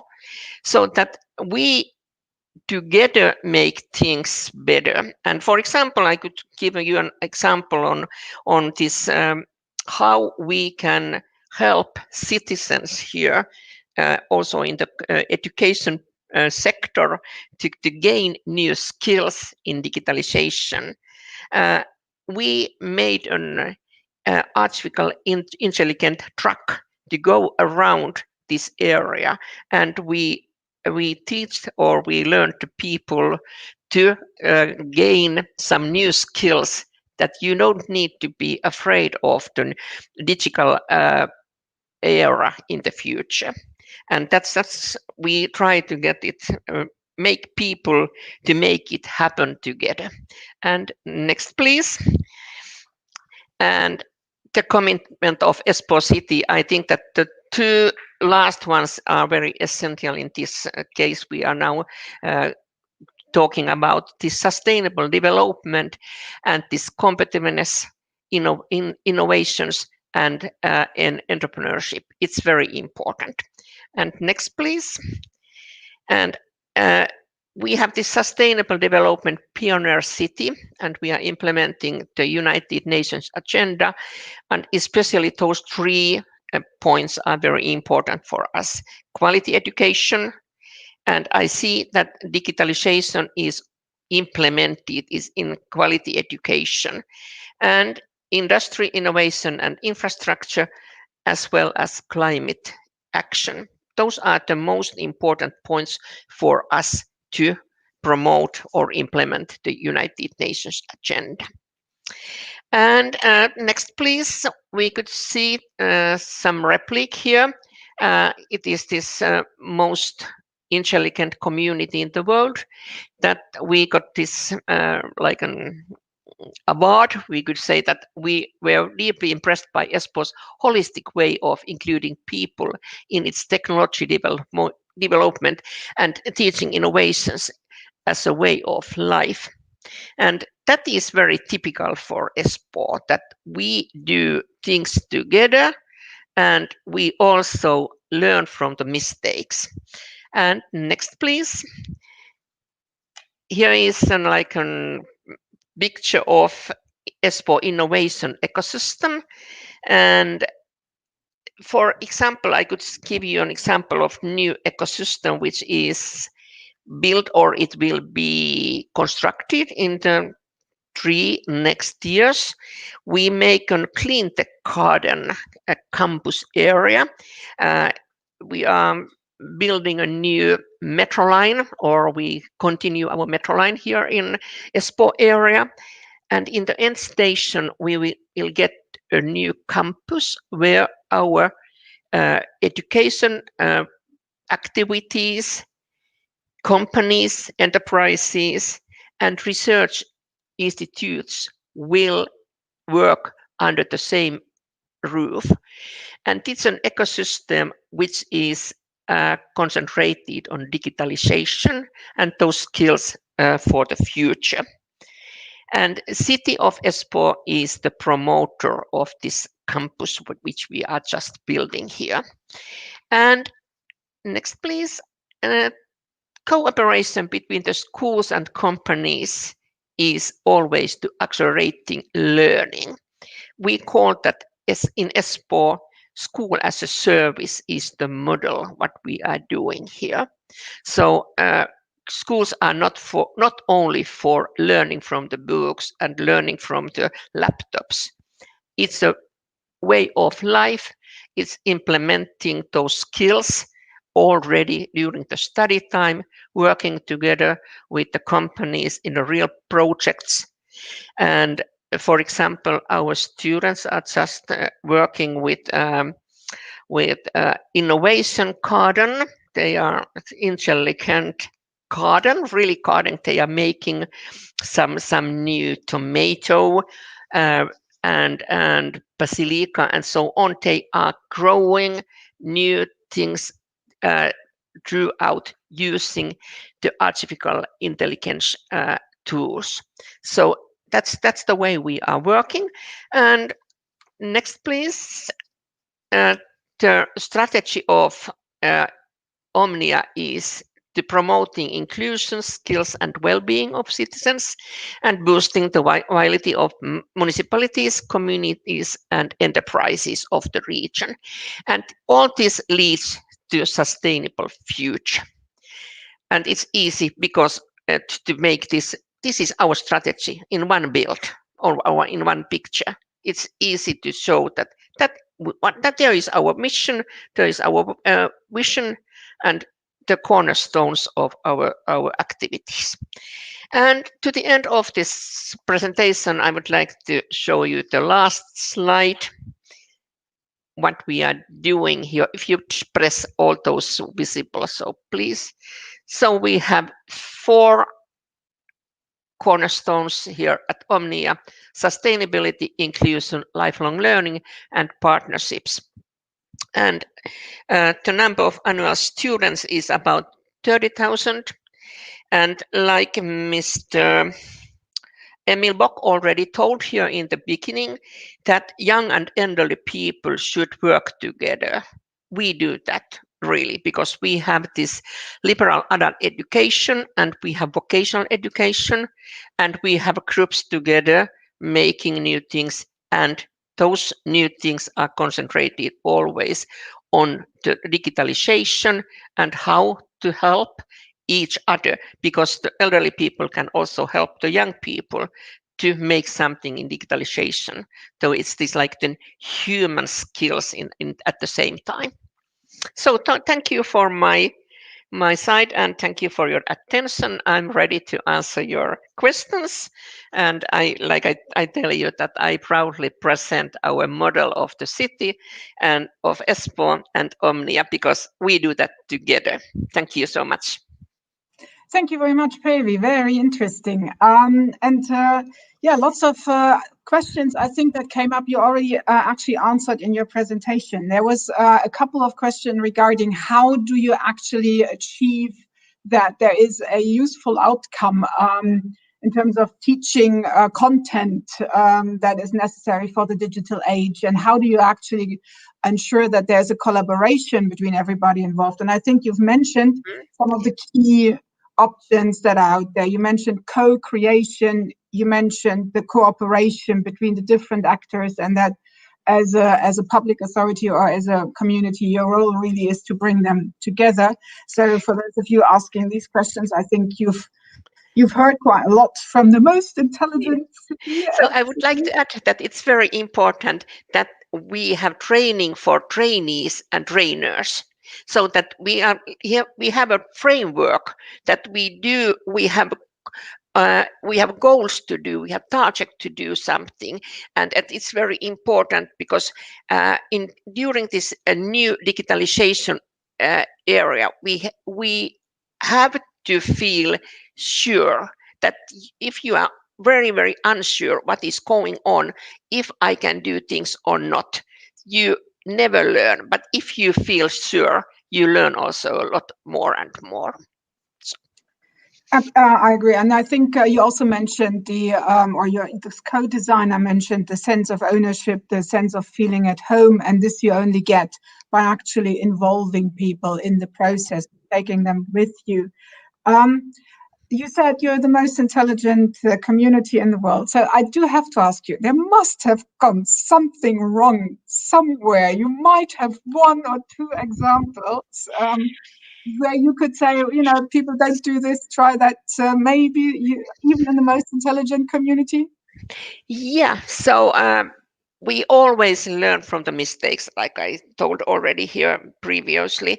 So perhaps I could say that sometimes we feel very unsure in the situation, that we have planned a lot and we have used a lot of time to do something, but the target group is not ready to cooperate already, so that it's a gap between our enthusiasm and between the enthusiasm by the target group. I could say that to make motivation for those activities we are doing, so we have to motivate more and more why we are doing these things.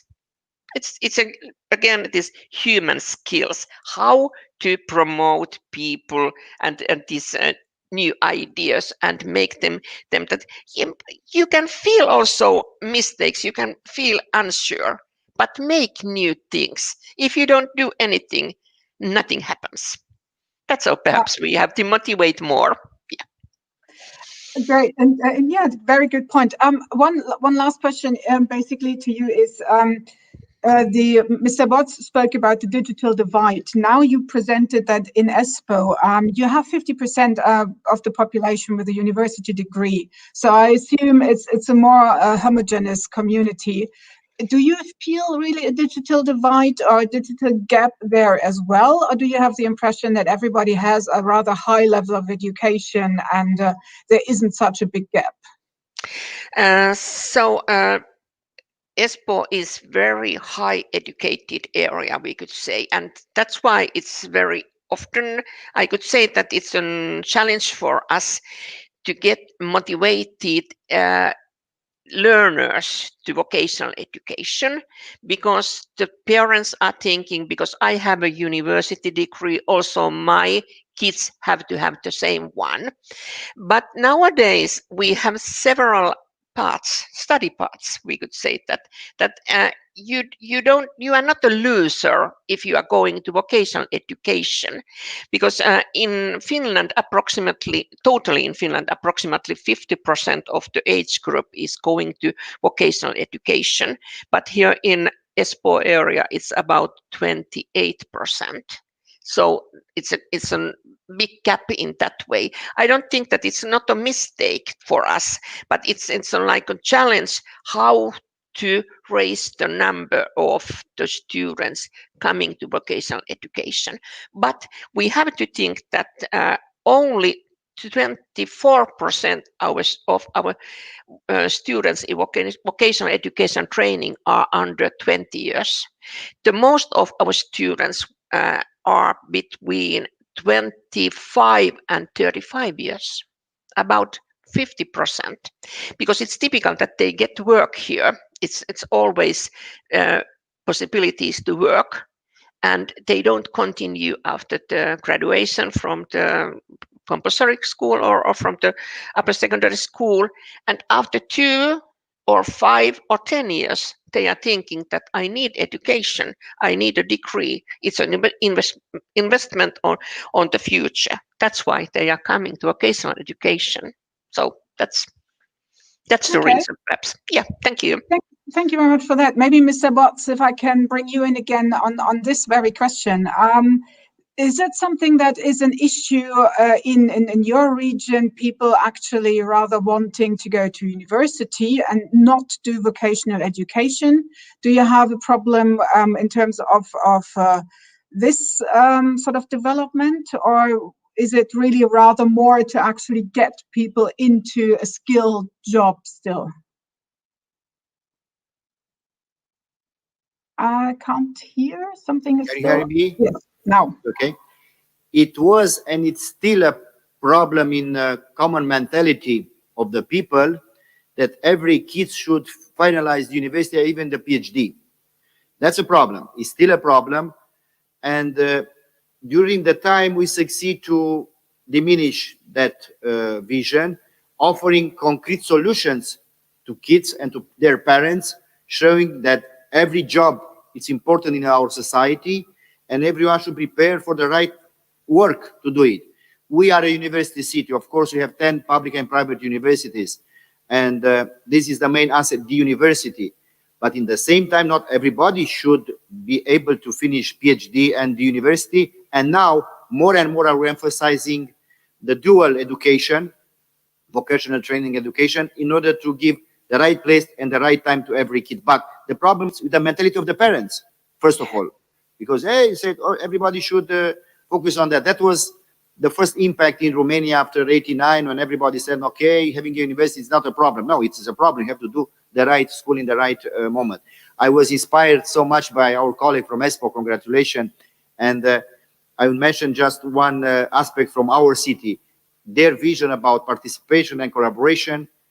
We are calling in our city ecosystem, not ego system. We emphasize so much eco, not ego, having everyone on board.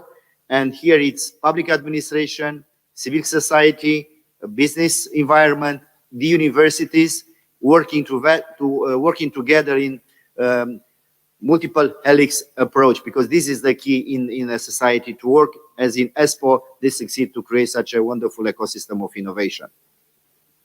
Thank you very much. And I'm afraid we are very much towards the end of our second panel already. Let me ask one last question to Mr. Burkhardt. Also, I mean, vocational education system in Germany always is being presented as the model to follow. So one would think, if it's so great, maybe we have less problems in Germany with getting people motivated to actually do vocational education. Or is that also something that is a concern for you in Chemnitz? And a second question, Mr. Bott said he was inspired by the presentations from ESPO. Have you sort of been inspired by something you have heard from the other two cities? Yes, of course. I've been inspired by both of the speeches, because they were on a very strategic level, and I like the slogan, not ego system, but ecosystem. That's a nice picture for us. But we do have the same challenge here in Chemnitz to motivate children to go to a vocational education career, because I think it's just like the same situation in Finland or in other countries, that maybe parents they have a big influence on this decision of their children. So maybe sometimes they are afraid, oh my God, when they do not go to university, they won't get a well-paid job or kind of a safe job. So I think that's you have to find arguments for the situation and how and to present the modern side and the digital side of the vocational education system. So, and how modern jobs and how highly qualified jobs are today. So maybe sometimes parents do not know that because they know that from their past views. So I think it's a challenge for us. Thank you very much. And I'm afraid we are already at the end of our second panel. I would like to thank my panelists very much for their insights, for their views, their experiences. Lots of interesting contributions. And I hope everyone is actually going to be able to stay in touch and learn from each other and exchange. I would just like to say the important thing, I think, for developing the whole digital sort of transition and for forming it is really to have a collaboration of all the actors involved, to be in a sort of a constant exchange of what works, what doesn't, where everybody is involved. Of course, as was said also by Mr. Botz, by Ms. Korhonen, by basically also Mr. Burkhardt, is you need to have a cluster, you need to have sort of an ecosystem that attracts other actors, that really is sort of the focus point for everyone to sort of latch onto. And to really stay in exchange and in touch and in contact also, which I find is very interesting because you all three mentioned this collaboration between young people and the elderly. There was a question on how people, like the older generation is being involved. And I think it was interesting to hear from you that it's not a specific thing you would only do for the elderly, but that you really try to bring the young and the older together. So I think this is also something to take away from this exchange here, together with the Knut slogan of ecosystem, not ecosystem.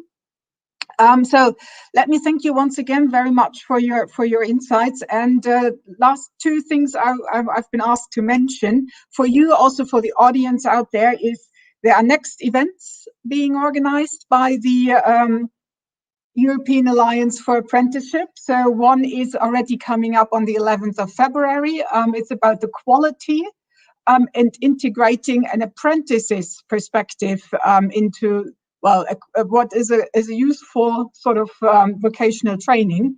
And the second one, also in February, it's about financing apprenticeships in the EU.